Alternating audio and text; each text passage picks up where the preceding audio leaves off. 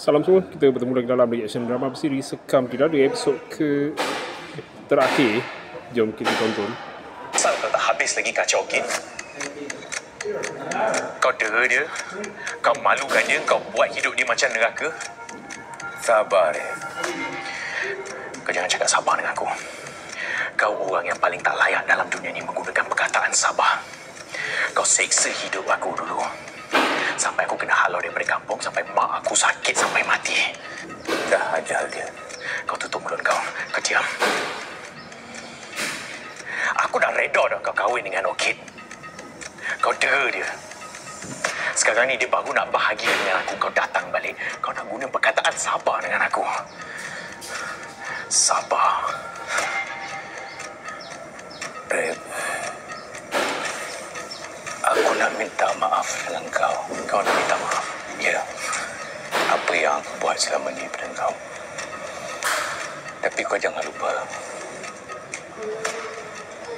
Kau yang rampas dulu ayah aku, hidup aku, Orchid. Sedangkan kau tahu yang aku suka ke dia. Tetap juga kau rampas dia. Dan ada lebih baiknya kita reda. Sebab aku reda, Orchid takkan balik dengan aku.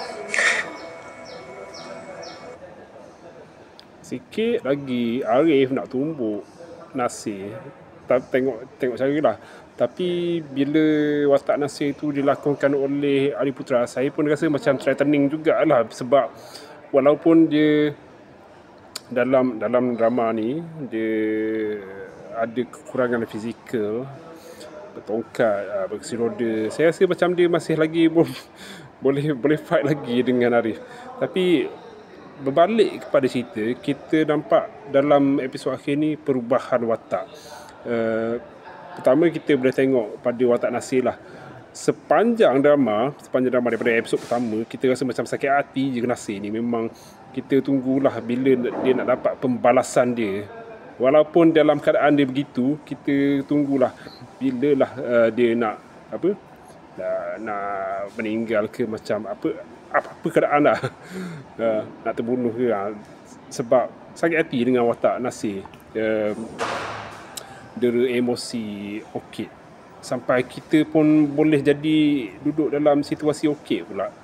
Tapi muncul watak macam Arif ni, kita expect ni dia macam hero juga. Tapi dia dua watak ni macam switch karakter, berubah watak. Pertama sekali, pada korang yang belum follow, apa yang berlaku pada Nasir ni. Orchid sebenarnya dah sedarkan dia. Sebab anak-anak dia bermasalah dua-dua. Tapi masing-masing ego, asyik nak bergaduh je. Tak tahu nak beritahu hal anak-anak dan perasaan anak. Sampai dah besar lah anak-anak diorang tu. Jadi macam tiba-tiba nak kata Nasir jadi baik tak apa ayat yang paling tepat.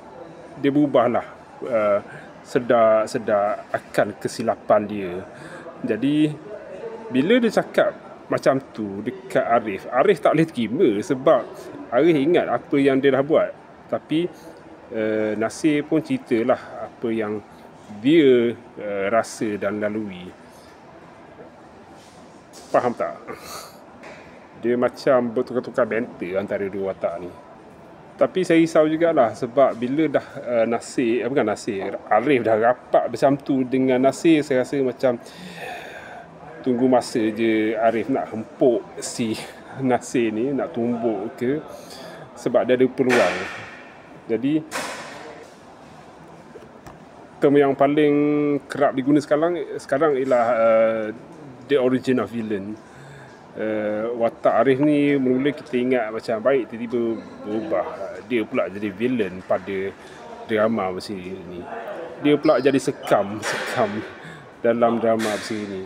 Korang rasa korang boleh terima tak perubahan pada episod akhir ni? Ataupun senang cerita plot twist dalam drama bersiri ni, sedangkan kita mula-mula rasa macam sakit hati dengan Nasir. Korang boleh terima tak perubahan pada Nasir yang ditonjolkan dalam episod akhir drama bersiri ni? Jumpa lagi dengan drama yang lain. Sekian.